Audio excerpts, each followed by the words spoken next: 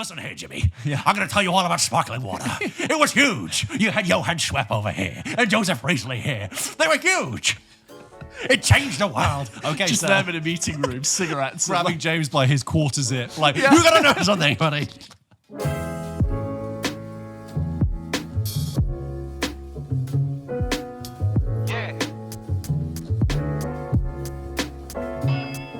You like Grease? You a fan of Grease?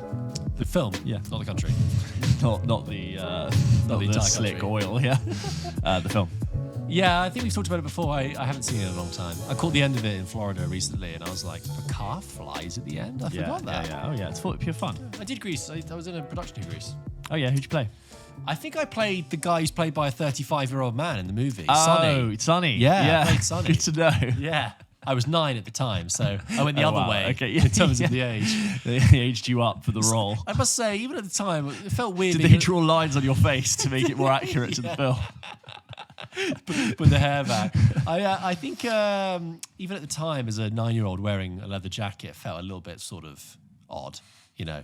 Sure, yeah. I feel like there's a point where you enter the leather jacket wearing era. Yeah, and it's not 9. You got to be sort of at least 15 to really make a 18, leather I'd say, jacket. yeah. I think if work. you're a 16-year-old wearing a leather jacket, I'm like, you're trying too hard. I've always found with leather jackets, it needs to cut really well on your body. Yeah. I tried out some, and I always felt like it's cool. Not necessarily me, but like, if this doesn't fit right, you look like your fancy dress. And also, the second it gets even just the hint of warm outside. Yeah. Well, where's it? There's no aeration there. I'll never forget being in the Horn nightclub in Brighton on a hot Monday night where like that whole, it's like a converted mezzanine 2-story old cinema that's been, it's actually quite a cool place for a nightclub. And they always show old films on the thing. But anyway, my friend Max was, he wore a leather jacket and a t-shirt to that. And at uni, you don't want to pay the £5 fee to put your coat in the thing. So he insisted on wearing his jacket. And we were all sweating so much, but he sweat so much in his leather jacket and t-shirt that his t-shirt got drenched. I remember people asking me, like, is he okay? He's so sweaty. And he got so sweaty, he had to take his t-shirt off. And then he was just, because he wasn't anything else, he still had to wear the leather jacket. So he was just wearing a leather jacket with nothing underneath, which in a lot of ways is worse because the leather just kind of like compounds. Shrinks probably on you, yeah. So when you looked at him, it sort of like went almost to the top, but not right. You just saw this wet chest and nothing underneath in the leather jacket. And then in the smoking area, you would unzip it, and you would like chest area was just like matted. It was like steam. It's so funny. Whenever he's hot, I always think of that moment when he chose to wear leather. That makes me feel physically The t-shirt was a sick. write-off. Like he couldn't wear it anymore. Like that had to go. But then he was just nothing with a leather jacket, which is actually worse. There's no sort of like break between your skin. Are you and the tonight's leather. entertainment or something? That's sad. That's funny. Yeah, but there's nothing. That feeling of being the hot, like trapped hot. Trapped hot, nothing you can do. Oh, like a stuffy train carriage or something. A bad cinema aircon system when you're trapped hot. Kinds of kindness. Yeah, it really is like, and you know, I have to be here for 2+ hours or whatever it is. This is me now.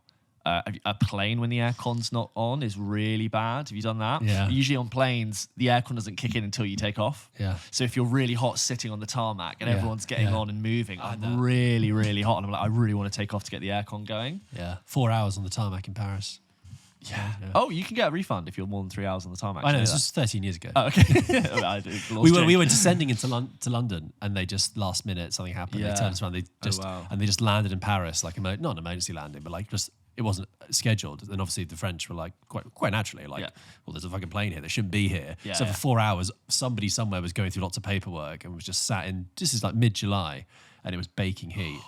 I was all right. I just sort of earphones in. Made it through, Fine. So I have a feeling, moving on, that eventually when I move into my new flat and I fill my bookshelf with my favourite works of fiction art, I have a feeling, because of recent revelations that I'll go into now, I'm going to start a collection of 4K Blu-rays. Cool. And the reason I'm doing this, maybe 20% of the reason is the reason why people collect vinyl and classic books and things, and that like, oh, there's a sense of intention and it can be a shelf and it can be like some of my favorites. I'd say that's about 20% of the reason. The other reason is that in a world where I have a nice premium television, which is a really great investment for the likes of me and you we were going to watch loads of stuff at home. We want to watch it in the best. I am getting quite frustrated with the streaming technology that we currently have in this like new era of digital availability of content, which I will just caveat by saying for 99% of people, this technology works perfectly. Yeah. Like you click the button and depending on how good your internet is or what TV you're watching it on, it will just automatically adjust the bit rate and the resolution, and you can't choose it. But like, you know what? For most of the people, like they don't know or care. They just want to watch, and it works.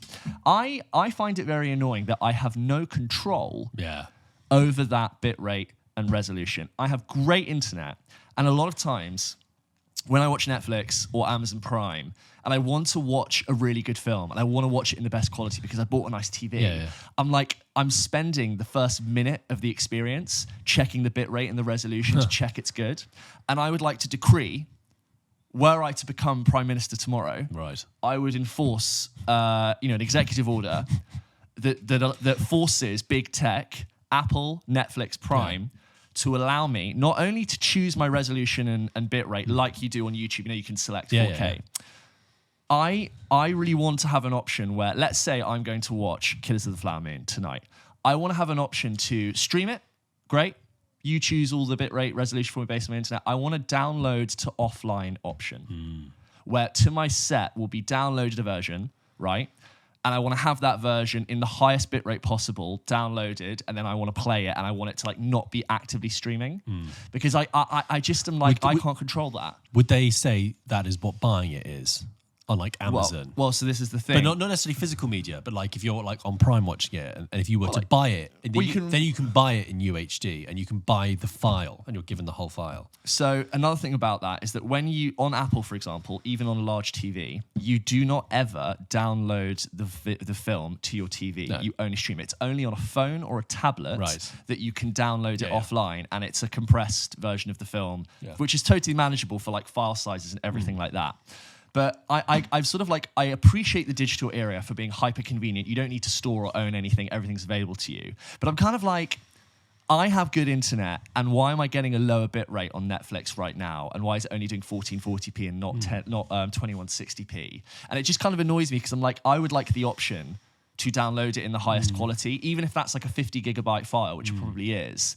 I want to be able to have that. Like I spend so much of my time looking at banding and checking the resolution, and Netflix is the only one of the big streamers that lets you see what resolution and bitrate you're on. Apple, I'm just sort of like looking and I can see it sharp. You can't actually tell what you're getting. Amazon Prime, I don't think you can tell what actual resolution you're getting. And so I'm just getting a bit like, I want to watch something and not constantly be looking for banding in the corners and compression. And the 4K Blu-ray society, the culture, the community, is actually not dead. And that is currently the best way to watch films with the least amount of compression.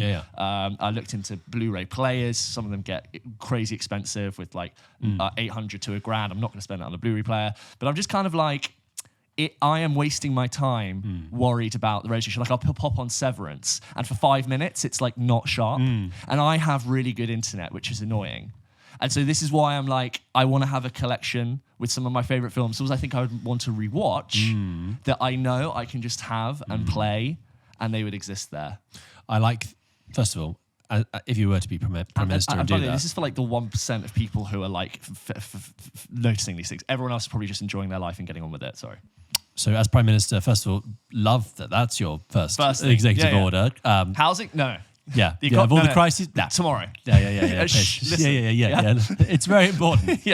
It's also why people people do still illegally download movies, and people used to think of that as like the death of cinema, as people who are like, it's cheap in cinema, you're just taking it for free. But there's actually this like horseshoe shape where around the other end you've got deep cineasts who are like the only way I can get the file size and the bandwidth, as you were saying, whatever. Is from taking it online. I've actually heard rumors that there are like Criterion edits. The files that they've actually used for Criterion Collection stuff have actually been found illegally online. Because it's been a higher quality than happens elsewhere. In gaming all the time. The number of games where like the original source code is lost and they go online to rip a ROM of that from like the Super Nintendo back in the day, and that's what they use to like resell it. It's very fascinating. And like I understand the frustration. People are like, oh, where do I watch this and what stream is it on? Like, I get that. If I really want to watch a film, I'm quite happy to pay £3.50 to rent it. But when I've paid money, I'm annoyed that I'm not given any control over the quality that I watch it. If it buffers on my end, that's my problem. I'm paying Netflix for the 4K. Yeah. Do you know what I mean? And it's like they're deciding whether or not my internet can handle it. But it's like I bought the 4K package. It's very expensive now. Let me have the 4K, or let me like download it to my system. Let's say you're going to have a movie night, and you go, oh, do you know what? I'll just download it ahead of time so there's no buffering, and then it could be like you might have the 20 megabit per second 4K that you can stream, but like if you download it, there's like a 50 megabit per second higher quality 4K that you just have it, and then there's no issues. Is this a problem for anyone apart from like people who are just pixel peeping? Yes, but I don't like that I pop something on the streamer and instead of just watching it, I'm looking for like artifacting and banding. And I know people had a big problem with this when Game of Thrones finale was coming out, and the compression on the HBO stuff was bad. That's why the dark scenes, it really showed up. And I understand that this is also a huge bandwidth issue for Netflix, and there's a reason compression is so necessary, and they need to like levy this. And do you remember in COVID, Netflix dropped the bitrate for everyone? Oh, no. Did you know about this? When intense first part of COVID, everyone wasn't watching Netflix, and as Netflix streaming video was like a large chunk of the internet, they halved the bitrate for everyone. You couldn't stream in 4K. And I understand that like the best solution for everyone is to make it just work for everyone who wants to watch it. But I'm just like, fascinating. I've invested in a television that's great, and now I'm constantly like, am I getting the right thing? Like Clarkson's Farm, it was like it all just goes soft sometimes, and I obviously it makes you deeply cynical, unfortunately, about things, because it'll be like always somewhere along the chain, someone's trying to cheapen you somehow. Yeah. Someone's trying to short sell you on something. So yes, as you said, you can get the best TV and the best player and all that stuff and the best internet, but something along the line just takes one of those links in the chain to be a bit cheap. I will say, I don't think Netflix's Prime stuff looks Prime bad. Minister, you are running out of time. By the way. we need you to wrap it up. I will say that the best place, I think, if you're streaming a film is on Apple on a big TV. I do think that looks the best. Yes. I do think some of the Netflix's 4K editions look very good. I watched Schindler's List on Netflix recently. It looked absolutely phenomenal. But again, I still spent the first part of the movie when I should have just been like taking in the masterpiece, like thinking about bitrate and resolution. That's definitely not what Spielberg intended from that movie. He knew what a bitrate was when he made it. It was just on the celluloid. While we're on the topic of physical media versus digital, actually, before we move on, I had a sort of different example where I have a record player at home, as you know, and so I've been collecting vinyl in a sort of a way. I've got a local record shop, which is great. And the other day, I bought a copy of Bruce Springsteen's, who we talked about in Double Take this week. Oh yeah, go and check that out. Bruce Springsteen's Born in the USA. It's one of his most famous albums, and they had it there secondhand for 10 quid. I'm like, that's a bargain right there, right? And I took it home and I put it on, you dust it off and all that stuff. And it's got already all these secondhand stuff has the quality written on it. It says VG+, which is very good. It's like an international standard.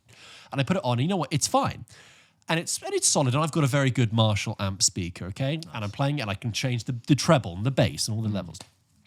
And I'm thinking, this is fine, but it's sounding a little bit flat. And I really up the bass and change things around, and it's okay. And then as an experiment, I flip and I play it through Spotify onto my Marshall speaker, right? So it's the same speaker, just play with my phone, 10 times better. Right. And what it is that there's nothing wrong with the vinyl I've got. It's not scratched, it's not dirty, it's not dusty. It's that I actually think that album came out in 1985, and that is like the peak. That's a very commercial album. So I think what I have got is a very cheap pressing released at the peak commercial point of a record, which is like sell it en masse and put it out, whereas because at that time vinyl was still very, very popular, right? So I've bought in a way like the bottom of the pyramid, whereas now a lot of vinyl pressings that come out brand new, which are like 30 quid, are incredibly high quality because people have invested the time because they realize that's what people are buying it for. But I feel like I'd kind of time travel because it says on the sticker, the one I've got is from 1985. Yes, and I'm buying, I've bought a mass product here. Yes, where we're so used to thinking of vinyl as a niche physical product. Media is almost like it's an artifact from the time. Yes. But actually, as a listening experience, you might actually find the Spotify ones better. I've got Dylan albums from the late 60s, which have crackle and stuff, but have a deeper resonance in it because I still think because that was like the only thing. But it's something about the mass production of the 80s and delivering it as a commercial product. Anyway, and physical media also not perfect. Like Blu-ray discs are not a perfect way to store like perfect? cassettes aged over time. Do you ever have a VHS that you'd run through and you didn't realize it looked soft, but it looked soft? And actually, like thinking back, I think there's, with the digital era, just going back to video, it's like, yes, there's options and there's really great high quality. And things are sharper and like more color depth than ever before. Sometimes I feel like when I would watch VHSs on a CRT television, in my mind, I think it felt a lot sharper and more consistent. And sometimes online, whether it's 4K Apple, 4K Netflix, I feel like I'm watching my favorite films through a misty digital veil of compression. And it's only slight. And just because when you do, it's a thing, because when you've gone for like a nice TV, you then, I think, notice something that isn't quite as good as the other content. And I just feel like I'm ever so slightly, like the shutter door effect. I'm looking through something that's not quite there. Yes, that's what I'm feeling. Interesting. That's all I have to say. And so that's why. Yes, and I really like the idea of like, you know what, I will watch this film tonight and I'll go and pick it up off the shelf and put it in. But actually, I just want to like have some really great comedies I'd rewatch available to me, and in the highest quality. And I did a lot of research, and it's like, 4K Blu-ray is the least compressed. Welcome to episode 189 of Pulp Kitchen, with a deep dive into media there, which we like. But bit rates. Welcome back. If you haven't caught up with last week's episode, which was all about Superman, go and check that out, and check out the spoiler review we just dropped on it as well. We are filming this a little bit ahead of time because James is going on a lovely holiday next week. So there aren't any emails about Superman this week. If you've sent them in thinking, well, they're going to read them out. We'll get to them. We will get to them next week. But this week is going to be a little bit different. We're going to go back. We're going to return to the topic we discussed a few weeks ago about perfect movies. We had a lot of reactions to that when we compiled our top 10 perfect movies as an idea.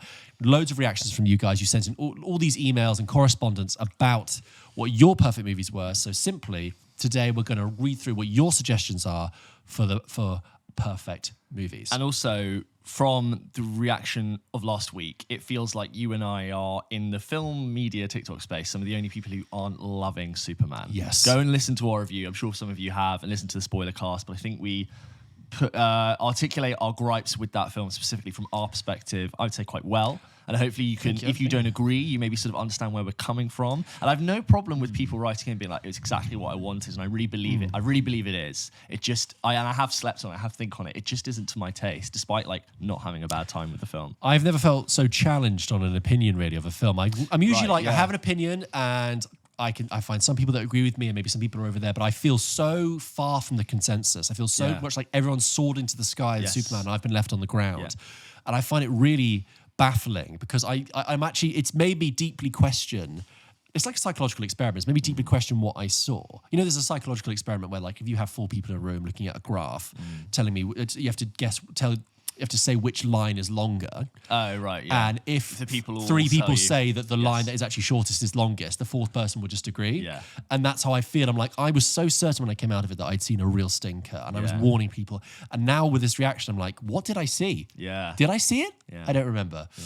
Anyway, so let's go with some perfect movies. Just before you do, or not. Spotify, apparently there were rumors they were going to introduce a more premium subscription model with lossless audio compression. Would you pay for that premium? What price point?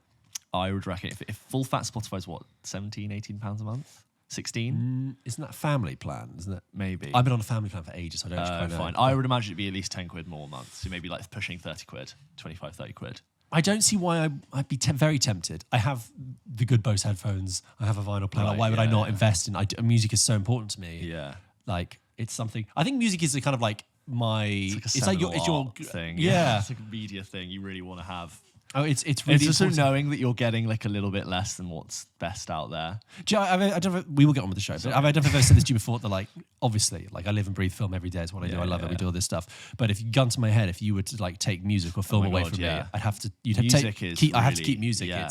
I couldn't live without it. I listen to it every day. You're watching the films, but they take all the music out. Yeah. No! This biopic is rubbish. Yeah.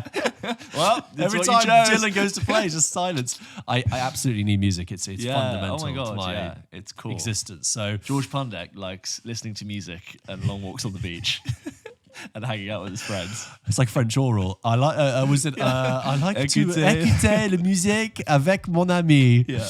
Anyway, let's get on with your perfect emails. So, James, a perfect movie.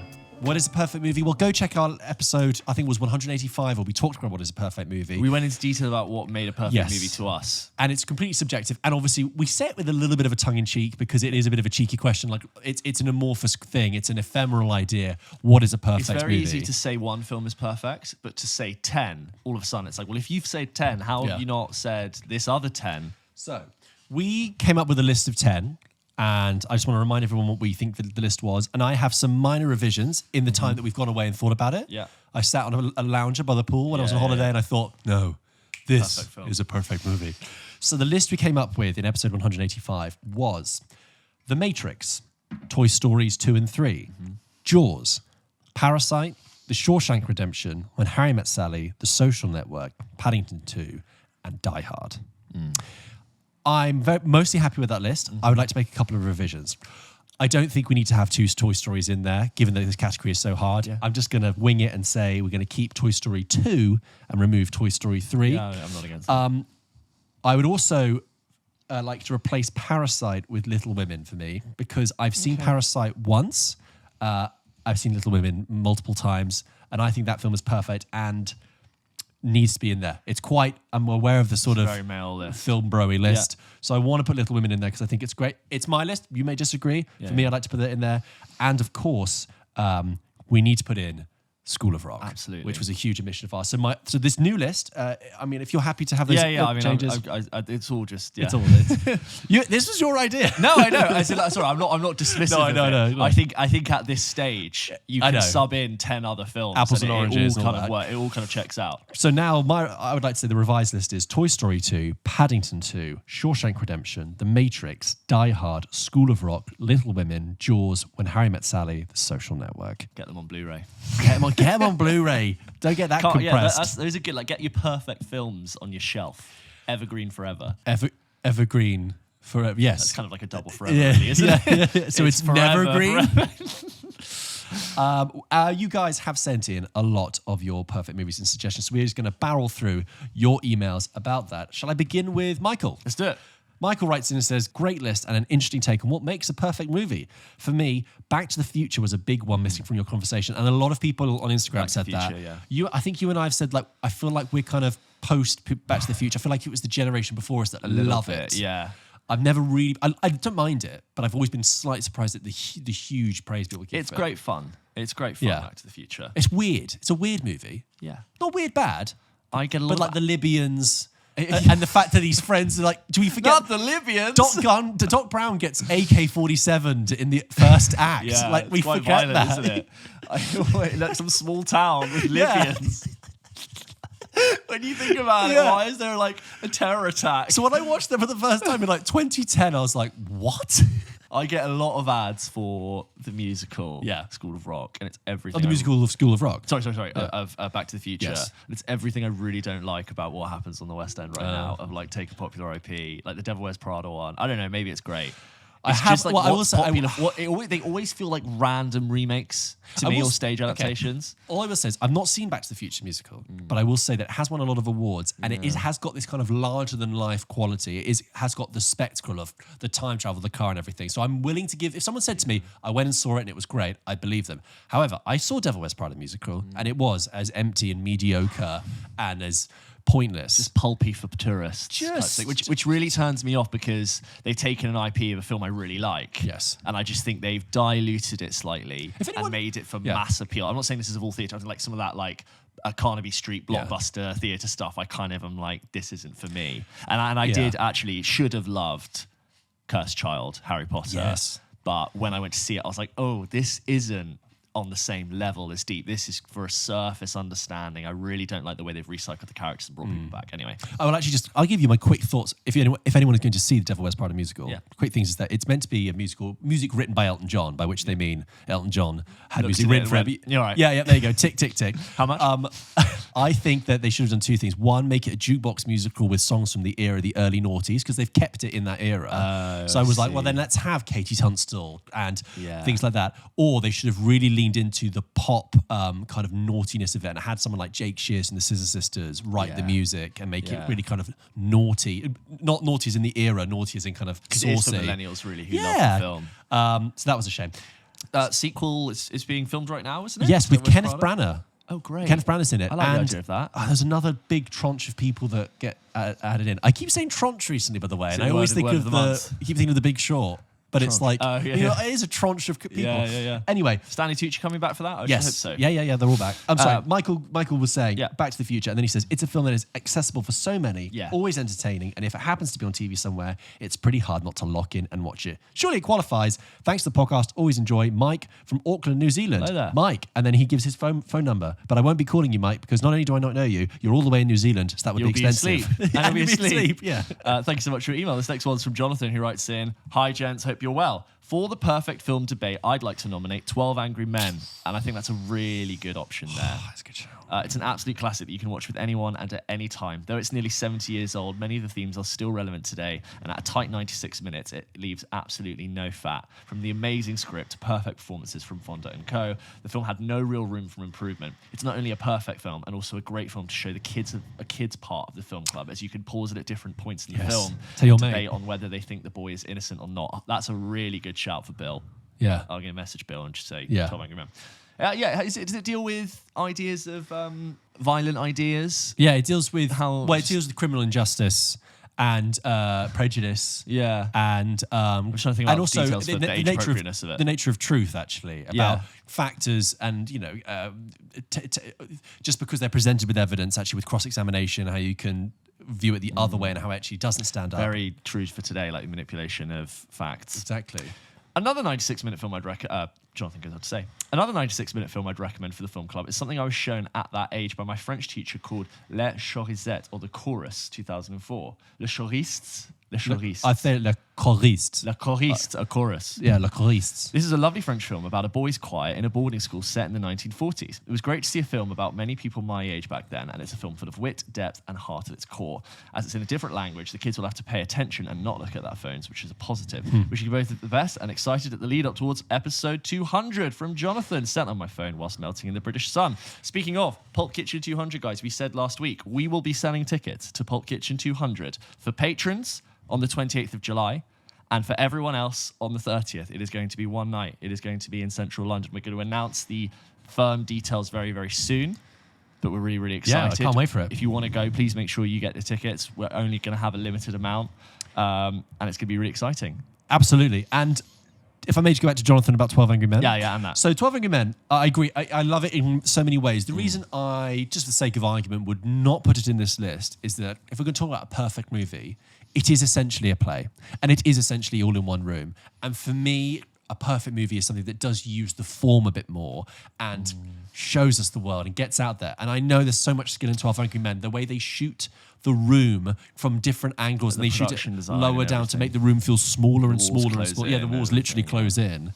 I really, really love. But I don't... I would disagree on the fact that just because it's one room, it's not film. Or that it's like more like a play. I think that almost... Do you not think it's... Though, but do you not think that's... Think of all the great... Think of that top tennis. But as you just said, it's so expressive with filmmaking within those confines, which makes it, I think, almost like...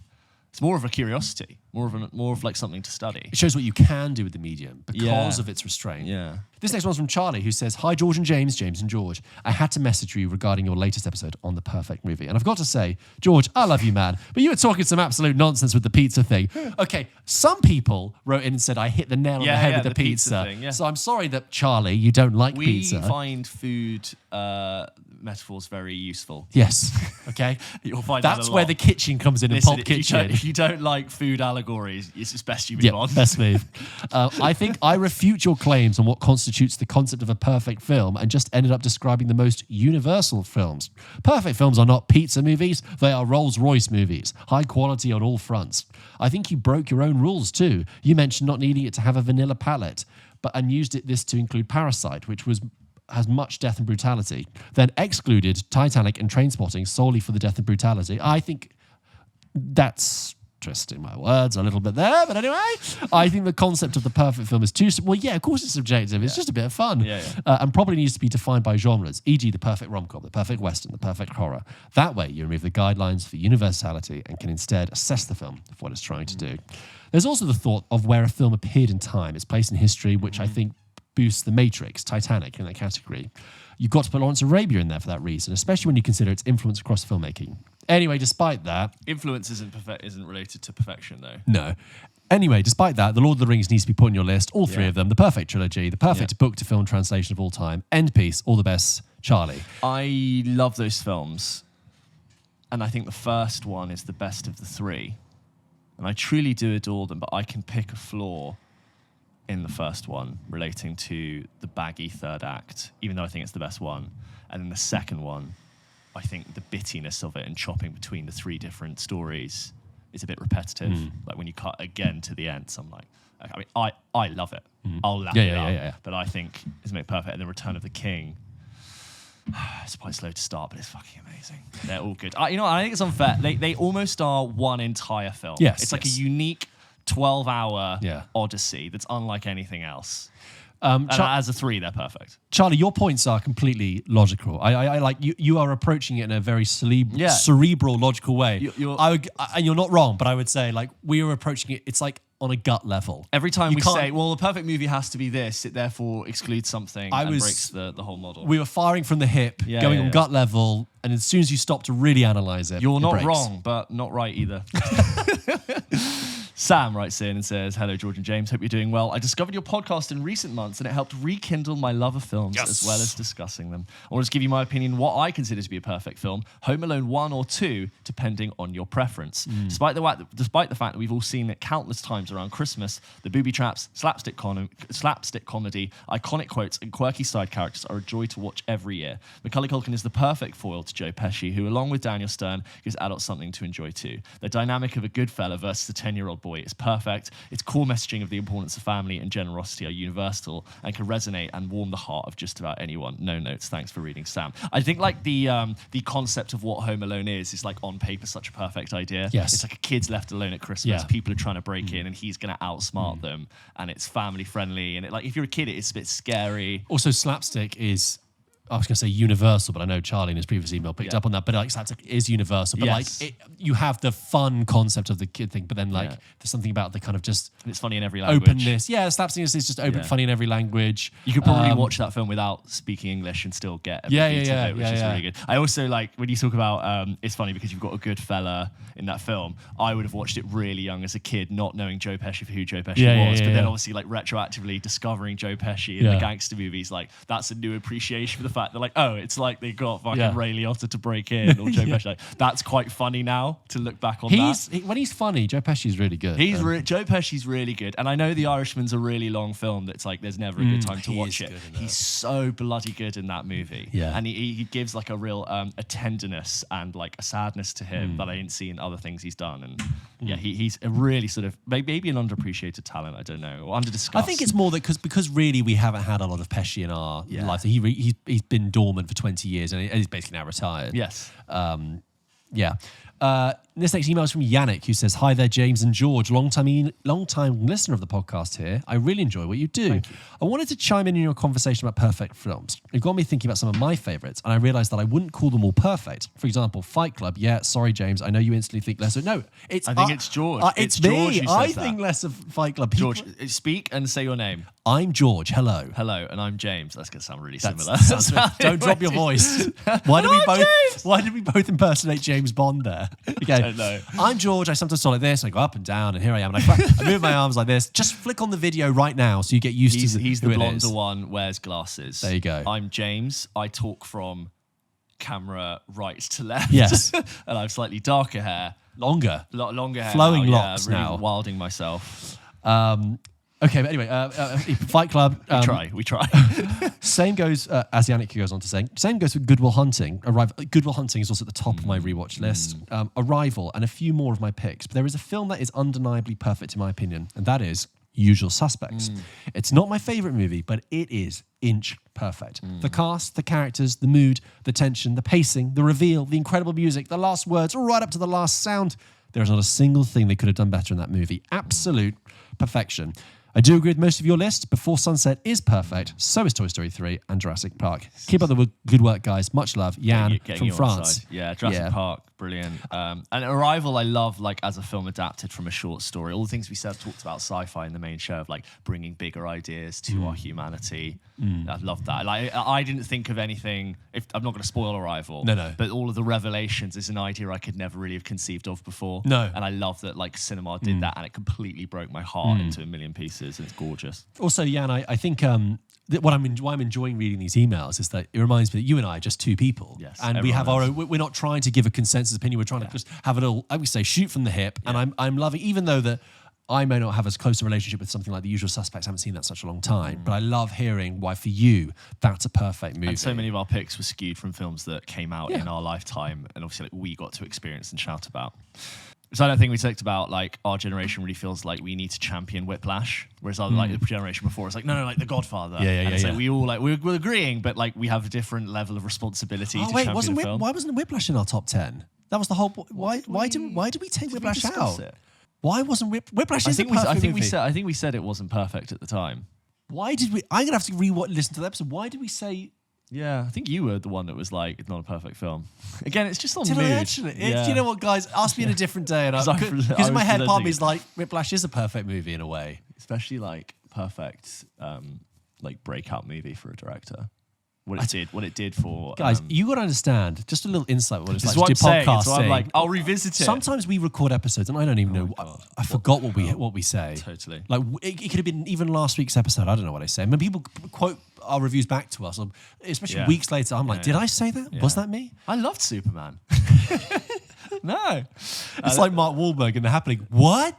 No.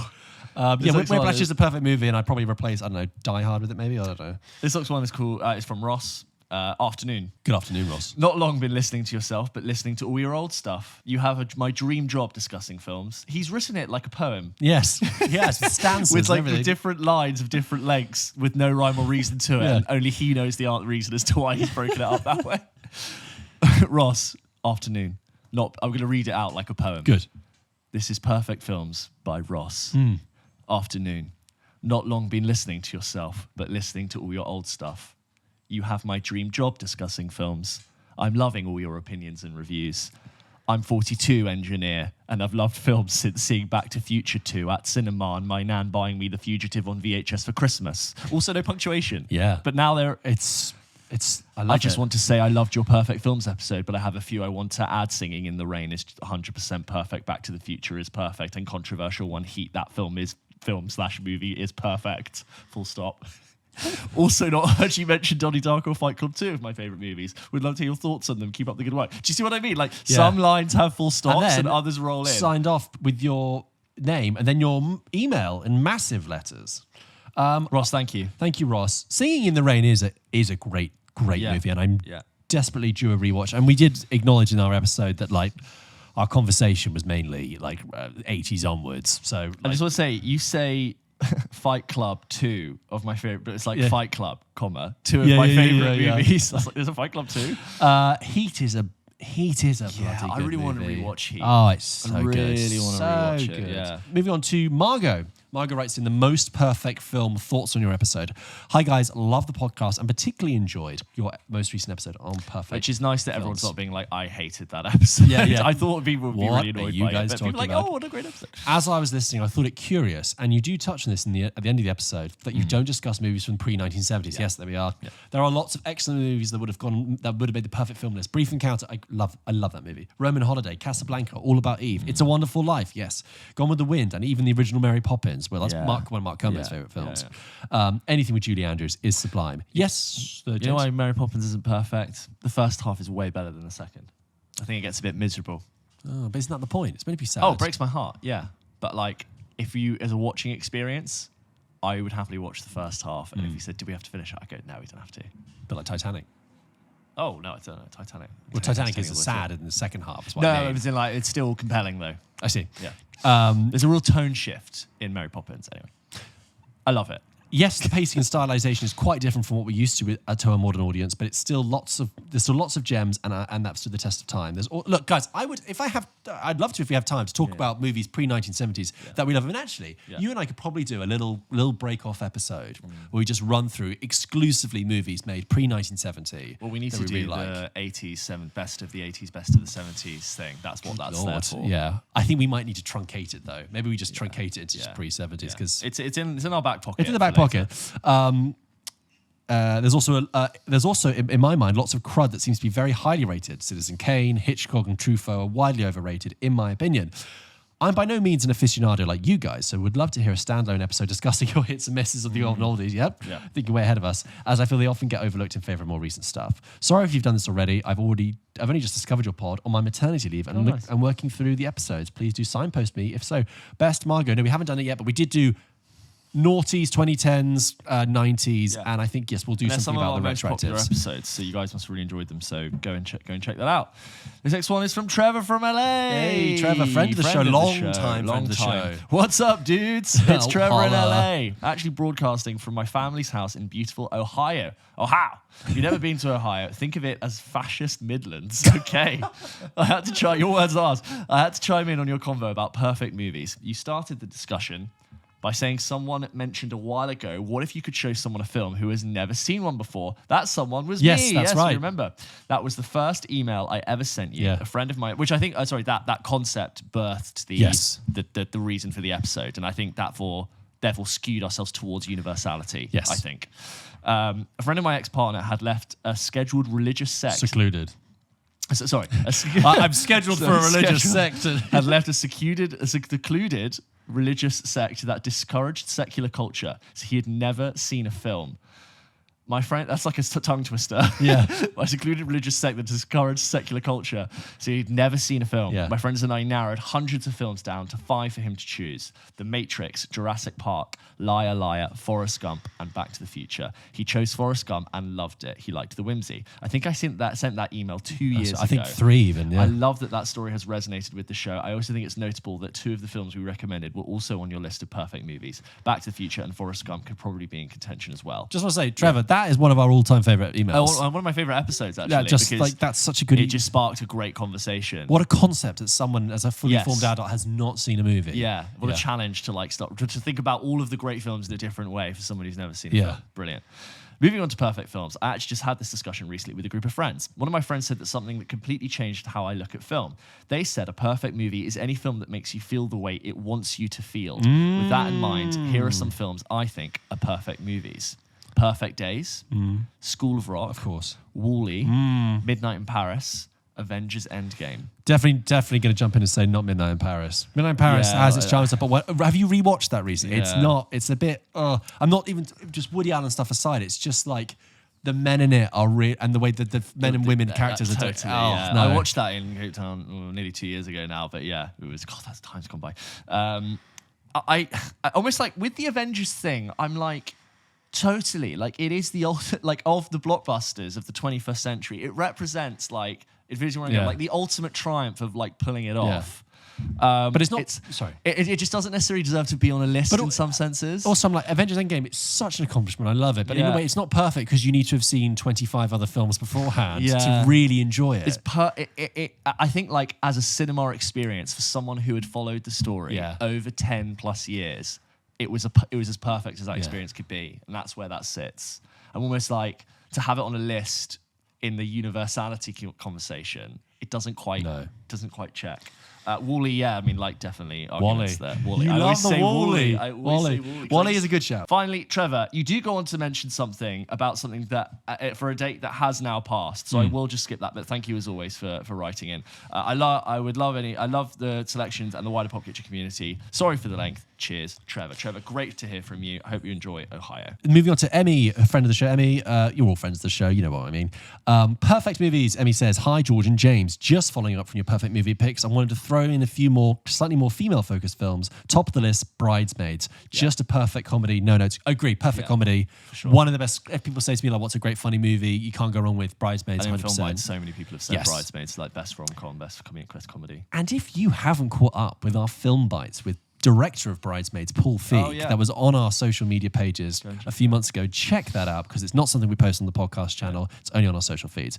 Second, Emmy says, Amelie. I honestly think if someone had never seen a film before, this might be the one you'd start with. I think that's a lot to watch Amelie. Yeah. I actually quite like Amelie. I know people who violently hate that movie. And I do think it's a certain flavour. I think I've only seen it such a long time. I don't think I did it properly. Like, I think I did bits of it somewhere. It's like me saying, it's like giving someone, if they said, oh, I'm really hungry, what can you give me for my main meal? I'm going to make you a tarte tatin. Right. It's like, okay, I like tarte tatin, but do I want to have it as a main meal? Listen, guys, that's how food is going to be incorporated. Yeah. If you don't like that. Oh, no. You thought we got rid of food. No, it's always there always a little bit. Run through. It's because we record this usually in the middle of the day. And James, I think it percolates up. I get hungry. And finally, Moonstruck, which you might not have seen, Cher and Nicolas Cage, and what is basically a rom-com, but it's so much more than that. Clever, distinctive, funny. Again, no notes. Silence on my end. Emmy, I have seen Moonstruck. You haven't, right? I haven't seen it in a long time, but like it is bizarre and funny, and like what I love about Moonstruck is it's one of those films that like shouldn't work because Nicolas Cage plays a baker, has a wooden hand. But sounds like a parody. But there's also a comment on like Italian American culture, but it does just work. So I love the fact you've shouted that in there. Coming up to the last two emails, Adam writes in a teeny tiny little font and says, hello lads, I really enjoyed the recent episode on Perfect Movies. This is something I think about all the time and I'm happy that lots of my personal favourites ended up on your list. There were a few that I felt were missing which deserve a mention, among them Home Alone, Stand By Me, Billy Elliot, Arrival, One Flew Over the Cuckoo's Nest. So yeah, Arrival coming up again, Home Alone coming up again, Stand By Me is a good shout. And we said that when Bill asked about for the film club, do you remember? Yeah. Stand By Me. Billy Elliot's great. Billy Elliot's really good. That's a great movie. One Flew Over the Cuckoo's Nest. God, it's a long time. A long time. I want to take James's side that Titanic is indeed a perfect movie, but I just can't. There is one detail that's so egregious and unforgivable that makes it 1 degree less than perfect, and it drives me insane every time I watch it. In the scene where the ship crashes into the iceberg, spoilers, guys, I'm so sorry. Oh, what? The guys in the crow's nest look down at Jack and Rose making out on the deck, and then when they look up again, the iceberg is right in front of them, which means that canonically, Jack and Rose are the reason the ship's sank. Yes, that's a famous bit about the film that they distracted Anton Deck in the crow's nest. Their illicit and ill-fated love affair caused the death of 1,500 people, which is just unforgivable. James Cameron, I hope that you now know this. You too will be incensed every time you watch that scene. Other than that, it is almost certainly a perfect movie. Keep up the great work, Chax. Love what you do, Adam. I think, like, in defense of Titanic, it's sort of meant to be that the day itself was so dark and so cold and so misty that if you were to look away for a brief second, like something like ice would only barely be in your vision. Technically. I will say that, not to like go into all these like minutiae distinctions, but I will say if someone said what's a definitive movie, I'd be like, if I was explaining the concept of a movie to someone, not showing it to someone for the first time, but like, oh, what's a movie? I'm like, well, that's a movie. So Titanic is a movie. It's massive. Yeah. It has a sweeping scale. It has multiple different genres and tones within it. Packed up, ready to go. Yeah, and it's built for an audience. It's meant to tug your heartstrings. It gives you spectacle. Yeah. People are listening to this, I can hear them, and they're probably screaming, then why isn't it a fucking perfect movie, George? I don't know, guys. This last email we will conclude with is from Alfie, who writes in and says, hello to the both of you. First-time emailer, Alfie here. I'm hoping to study film at the University of Cardiff in September and wanted to chime in with some of my picks for a perfect film. Enjoy your course. I would say La Haine, Possession, and Shaun of the Dead are all perfect. I think La Haine looks so distinctive, the black and white cinematography works so well, and there are some great inventive shots. The dolly zoom at the top of the Arc de Triomphe and the famous mirror shot, and the great performances by all three leads. Possession is just a film. I think it's really, really good. I love the strange body horror direction the film takes, as well as the incredible lead performance from Isabelle Adjani. I also think it looks really nice and shot really well.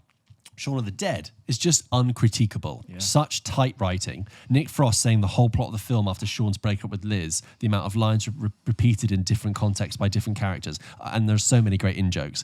So well acted, brilliant musical moments, Ghost Town by the Specials and the two Queen songs come to mind, and the way it seamlessly puts the zombie genre in the suburbs of the UK. Admittedly, this may have been as as I've recently done an A-level exam on it for film, but I think it's such a widely loved British film that it must be perfect. That's another episode right there, James. Best top 10 British films. I also really think when you are studying something and you're so close to it, but the act of studying it doesn't ruin the film, it only enhances your love for it. Yeah. That's also a sign you're studying something really good. You know, sometimes you're like, I'm so sick of talking about fucking Tess of the D'Urberville. I hate it. If I did like it, I now hate it because I've just been talking about it for like an entire term. So when something's really good, you're like, no, I absolutely love this art, book, film, music. And there's something to be said about like the rewatchability of Shaun of the Dead. Yeah. And like it will be those films you could sort of continuously rewatch forever and still appreciate out of them. Sort of Hot Fuzz as well. I feel like the more we talk about, thank you, the more we sort of like realize the perfect film concept is flawed. I feel like that scene in The Matrix, perfect film. You know when he goes to see the Oracle and there's the child playing on the floor with the spoon, and Neo's like, so what is a perfect film? And I feel like the kid being like, once you realize it is not the film that is perfect, but merely yourself, and just like looking into the warped thing, and it all just sort of breaks around. There is no perfect. I just want to finish this episode and be like, have a cookie. Yeah. I promise you won't believe in all this perfect movie crap. You realize you don't even believe in the idea of the perfect movie. But perfect or not perfect, ultimately, it is really nice to read your emails and just hear you to gush about your favourite films. And good to hear a right of reply from the audience as well. Like we spoke for an hour on it, and it's nice to hear other people chime in. Also, I don't think anyone's disagreed with our choices. No. I don't hear anyone going, excuse me, take that out. No good. Thank you so much. And as always, just send in your thoughts, your questions, your concerns, your reviews to hello@pulpkitchenpodcast.com, and you could be featured on a future episode of the show like all of these guys can. James, before we jump into a game, though, I'd just like to close with one non-perfect movie-related email, which is from friend of the show, James, who writes in, based on last week's discussion, with a history of sparkling water. And a patroness, Lisa. He says, hell, chaps. No, hello. I'm showing a typo. Just hell, chaps. Hope you're both well. I haven't been to the cinema or watched a film recently. However, I listened to episode 188 when you discussed sparkling water, which I actually know a thing about. Great. Sparkling water was actually invented by accident by Englishman Joseph Priestley, who Sparkling. who hovered a bowl of water over fermenting beer and dripped sulfuric acid into the water. They must have been very bored back then. Via chalk, which caused it to become fizzy. He called this process impregnating water with air. Glad it got the sparkling rebrand. Yes. Have you had some of your pregnant water yet? Impregnated water. I'm famished. I could just go for some impregnated water. John Hamm in the Mad Men office being like, why would you want to be impregnated with water? It's sparkling. It's a feeling. It's an emotion. It sparkles. The Spanish Women of New York, sparkle yourselves. The Spanish are like, the very best we could go for is with gas. Okay? We're just with gas. His experiment and subsequent results were published in his paper Directions for Impregnating Water with Air in 1773, where it permeated the contemporary science scene. Interestingly, Johann Schwepp of Schweppes, of course. What? Johann Schwepp. This is like in like Deadpool and Wolverine or something, like an Avengers film when a character walks on, it's like, that's Mr. Schwepp. That's Mr. Schwepp. That would be cool to be like the great grandfather of Johann Schwepp, and you see Schweppes. Hi, Stephen Schwepp. Yeah. Yes, no, please. Johann's my father. Johann Schwepp then took his experiment and made it commercially viable by directly mixing water with carbon dioxide in 1783 within factories. Also, if you had asked me, gun to my head, how old is the Schweppes brand, I would have maybe guessed like 30s, 40s, 50s, but I love that it's hundreds of years old, sorry.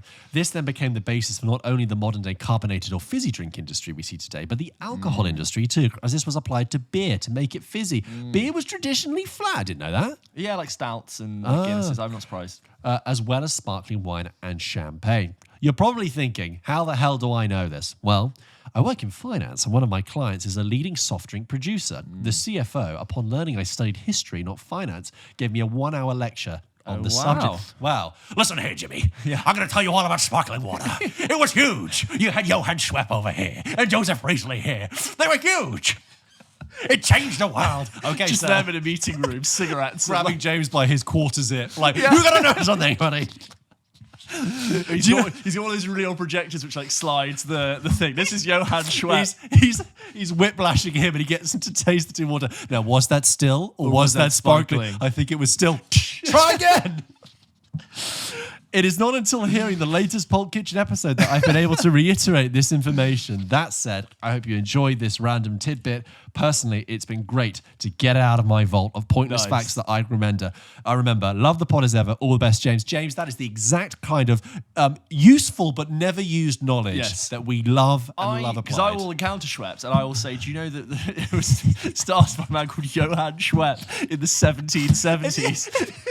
If you said to me that, Schweppes was started by a guy called Johann Schweppes, I thought you were doing a joke.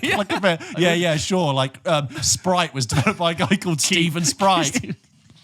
Or James is just a compulsive liar, is just having a cigarette. ChatGPT. What's the weirdest story I could tell? And it was started by Johann Schwepp. It just sounds legit.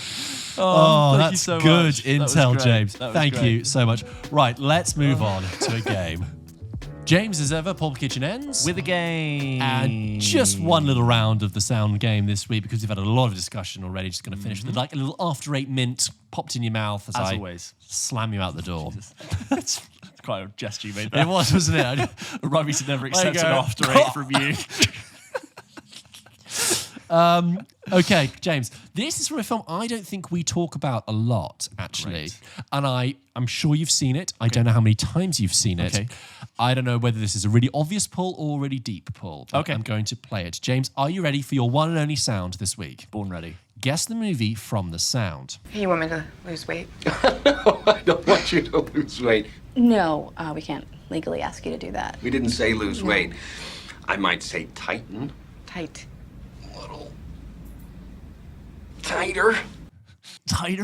Alan Tudyk? That's right, Alan Tudyk. Ageless, apparently. Yeah. For the clip Alan I'm Tudyk, seeing. very good. From Knocked Up. That's right, Yes. Knocked Up, according to the manager's office, with Kristen Wiig there as well. Yeah, classic like Mid-noughties comedy. Judd Apatow mid-noughties, longer comedy where like you really marinate into the characters and the world, and depending on how you feel about comedy, like you sort of get into like into the third hour almost, and you're like, oh god, yeah, here we are. I like Knocked Up. I actually thought the idea of Paul Rudd and Leslie Mann's character are like really well conceived as a couple. Like, obviously they got their spin-off movie This Is 40, but I always thought Paul Rudd played that like loving but slightly just like wearied dad who's just like finding himself with these two kids and struggling. But yeah, Knocked Up's funny. Yeah, I'd like to return to. I've seen This Is 40 again, which actually was a lot funnier than I remember. Me too, actually. Really funny. I remember rewatching. I think it probably might be funnier when I get even older too. Yes. I loved it when they go on holiday and they're like in the best mood and they're like, why do we fight when we're at home? Like, I love you so much. Let's promise when we get back we'll never fight. Like, I love you. Like, like we're so silly, all these things we argue about, and they come home and it's like fucking chaos. So good. That was from Knocked Up. Anyway, that was episode 189, talking about perfect movies, your perfect movies to be specific. And bit rates. And sparkling water. And everything. Thank you as ever for listening to the show. We really do appreciate it. And if you want to hear your emails about Superman Read Out, check back in next week. We'll do a big check-in. But check the feed for more content coming, guys. We're trying to post more and more content on the podcast feed every week now. So hopefully this week I'll be able to give you guys a review of The Bear Season 4 and just other pieces of content. So the numbered episodes you'll always get every week on a Wednesday as per. But and always spoiler free. And just check the feed for other bits that are coming through. And obviously we do Double Take as ever, which is our exclusive Patreon show, which we did last week. We talked about, oh my goodness, the Indiana Jones reboot. Avengers apparently not having any ideas for its third act. Talking about the top highest grossing actors of all time. Back on Bruce Springsteen. I had a few words about Bruce Springsteen. I've had a few words about Bruce. Yeah, you did. Also, just a reminder, Pulp Kitchen 200 is happening. We're going to be releasing tickets on the 28th and the 30th. 28th if you're a Patreon listener. So if you really, really want to make sure you come, get on the Patreon, and that's the best way to make sure you got tickets. We can only do one day. It is going to be a limited amount of tickets. I really would love to see as many of you there as possible, as is George. Yeah. So yes, George is still a bit. I'm on the fence. He's not so keen on. I'd like on unfamiliar faces to to be there. Please. You're just sat there on the stage with like sunglasses. Like, I just turn my back, just put the chair around. James, I didn't want to do this. Yeah, sorry. No, he'll be great.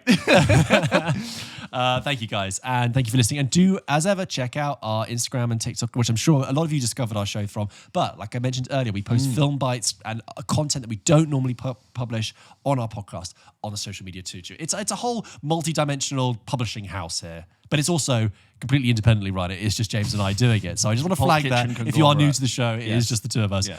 Guys, thank you so much. Have a great week. Thank you to our producers, Finn and Dave. Bye-bye. I like the idea of us. I'm waving, James. Bye-bye. I like the idea of us having like a massive corporate skyscraper like in Barbie, but the whole building's empty. It's still just me and you. Bye-bye. Bye. Bye-bye now. Take care. Bye-bye. And that's from A Perfect Movie.